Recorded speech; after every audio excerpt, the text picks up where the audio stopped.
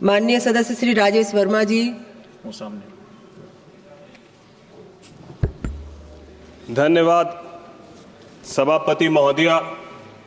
आज आपदा प्रबंधन संशोधन विधेयक 2024 इस महत्वपूर्ण बिल के ऊपर आपने बोलने का अवसर दिया और मैं विशेष रूप से आपका धन्यवाद इसीलिए करता हूं क्योंकि जिस लोकसभा क्षेत्र से मैं आता हूं और जिस राज्य से मैं आता हूं वह राज्य सबसे ज़्यादा बाढ़ प्रभावित राज्य है और इस विषय पर आपने आज मुझे बोलने का मौका दिया। इसके लिए मैं खगड़िया लोकसभा की जनता की तरफ से और बिहार की तरफ से आपका धन्यवाद और आभार व्यक्त करता हूं। मैं उस राज्य से आता हूं जहां हम लोग हर वर्ष किसानों की फसलों को बाढ़ में बर्बाद होता हुआ देखते हैं।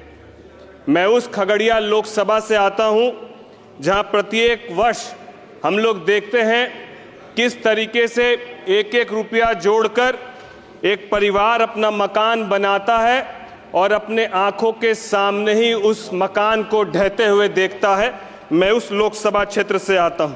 मैं प्रत्येक वर्ष सभापति महोदया छोटे छोटे बच्चों को और परिवारों को सड़क किनारे बिलखते हुए देखता हूं जब वो अपने घर से बेघर होते हैं। जिस तरीके से एक चिड़िया तिनका तिनका जोड़कर अपना घर बनाती है और किस तरीके से एक बार में यदि उसका घर उजड़ जाए तो उसको क्या महसूस होता है, वही मेरी कॉन्स्टिट्यूएंसी के लगभग एक बड़ी आबादी महसूस करती है जब वो तिनका तिनका अपना जोड़ती है और अपने घर को ढहता हुआ देखती है। और मैं उनके लिए कहना चाहता हूं कि यूं ही नहीं मिलती राहों को मंजिल, एक जुनून सा दिल में भरना पड़ता है।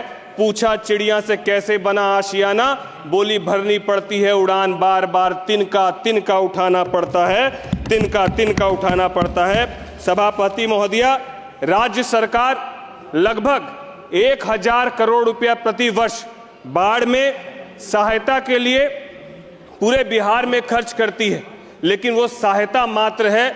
सभापति महोदया, अस्थायी समाधान के ऊपर मैं आपके माध्यम से ध्यान केंद्रित करना चाहता हूं। मुझे पूरा विश्वास है कि इस बिल के माध्यम से हम अस्थायी समाधान के ऊपर काम कर पाएंगे और इस बिल के लिए मैं विशेष रूप से हमारे गृह मंत्री आदरणीय अमित शाह जी और बिहार के हमारे गृह राज्य मंत्री आदरणीय नित्यानंद राय जी का हृदय से आभार और धन्यवाद व्यक्त करता हूं। साथ ही साथ मैं आभार व्यक्त करता हूं एनडीआरएफ और एसडीआरएफ के सभी कर्मचारियों और पदाधिकारियों का भी, जिनके माध्यम से एनडीआरएफ की स्थापना के बाद से अब तक लगभग 1,55,000 परिवारों को उन्होंने बचाने का काम किया है और लगभग 8 लाख फंसे हुए लोगों को सुरक्षित बाहर निकालने का काम किया है। बिहार की इस पीड़ा के संबंध में मैं आपके माध्यम से सरकार का ध्यान कुछ विषयों पर मैं चाहूंगा कि मेरे तरफ से एक सुझाव है जिस पर सरकार का ध्यान जाए कि बाढ़ प्रबंधन के लिए दीर्घकालिक योजनाएं, नदियों में प्रबंधन और जल निकासी प्रणाली को बेहतर बनाने की जरूरत है। स्थानीय समुदायों को आपदा से निपटने के लिए प्रशिक्षित किए जाने की जरूरत है। जो सरकार की एक बहुत महत्वपूर्ण योजना है रिवर लिंकिंग योजना, जिसके माध्यम से मुझे लगता है इसको सरकार को बढ़ावा देना चाहिए ताकि हमारी जो खगड़िया लोकसभा और बिहार की जो बड़ी एक आबादी है जो बाढ़ से पूरी तरीके से त्रस्त है उस पर बहुत निजात मिलेगा। और साथ ही साथ जो कटाव एक बड़ी समस्या है, जिस कटाव के लिए मैं चाहूंगा कि हजारों करोड़ रुपया प्रति वर्ष खर्च होता है, लेकिन हम लोग अस्थायी समाधान के ऊपर बहुत खर्च नहीं कर पा रहे हैं। अस्थायी समाधान के ऊपर बहुत खर्च करने की जरूरत है और कटाव को लेकर हम लोग किस तरीके से बोल्डर पिचिंग और जियो बैग के माध्यम से पूरा पर्टिकुलर डिजाइन फ्रेमवर्क करके किस तरीके से हम लोग कर सकते हैं, मुझे लगता है उस ओर सरकार को और हम लोग को ध्यान देने की जरूरत है। क्योंकि जिस तरीके से जहां एक तरफ ये आपदा है, वहीं इस आपदा में कुछ पदाधिकारी ऐसे भी होते हैं जो अवसर ढूंढने का काम करते हैं। मैं सरकार से गुजारिश करूंगा कि इस ओर भी सरकार अपना ध्यान आकर्षित करे कि जितने ऐसे पदाधिकारी जो आपदा के समय अवसर ढूंढने का काम करते हैं उस पर भी सरकार सख्त से सख्त कार्रवाई और रुख अपनाने का काम करे। मैं मेरी लोकसभा क्षेत्र के 6 विधानसभा जो बाढ़ प्रभावित विधानसभा है, जिसमें खगड़िया, परवत्ता, अलौली, बेलदौर और सिमरी बख्तियारपुर जो पूरी तरीके से बाढ़ प्रभावित हो चुका है। मैं आपको कहना चाहूंगा कि मेरे खगड़िया लोकसभा के गोगरी नारायणपुर तटबंधन जो लगभग 51 किलोमीटर का है, जो वर्षों से स्थानीय लोगों के द्वारा इसका चौड़ीकरण और सुदृढ़ीकरण की मांग किया जा रहा है, वो होना अति आवश्यक है, ताकि बाढ़ के दिनों में उक्त तटबंधन पर बाढ़ का पानी दबाव से हर वर्ष जगह जगह पर जर्जर होते जा रहा है। इससे लाखों लोगों को फायदा होगा।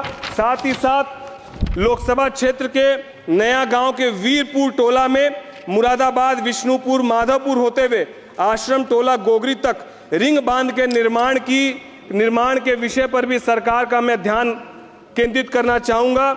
मैं सिमरी बख्तियारपुर के पूर्वी कोसी तथा पश्चिमी कोसी तटबंधन जिसकी दूरी लगभग 40 से 125 किलोमीटर, इस परियोजना जो लंबे समय से लंबित है, इस ओर भी सरकार का मैं ध्यान आकृष्ट करना चाहता हूं। मैं चाहता हूं कि सरकार जिस तरीके से कार्य कर रही है, इसको देखते हुए ही हम जैसे पहली बार जीत के आने वाले सांसदों का न केवल मनोबल बढ़ा है, बल्कि हमारी लोकसभा की जनता की उम्मीदें भी सरकार की तरफ बढ़ी है। इसीलिए मैं चाहूंगा कि सरकार का ध्यान, वैसे जो बिहार यदि आज पिछड़ेपन से जूझ रहा है, तो उसके पीछे का एक बड़ा कारण ये आपदा है, ये बाढ़ है। इसको बाहर निकालने की जरूरत है ताकि बिहार विकसित हो सके। आज इस बिल के माध्यम से मैं डिजास्टर मैनेजमेंट रिफॉर्म्स लाने का प्रयास किया गया है, और इसके प्रावधानों की बात करें तो आपदा प्रबंधन ढांचे को अधिक प्रभावी और उत्तरदायी बनाने के लिए 2005 के अधिनियम में सुधार लाने का प्रयास है। मैं सरकार का, माननीय मंत्री जी का और आपका कोटि कोटि धन्यवाद और आभार व्यक्त करता हूं। धन्यवाद।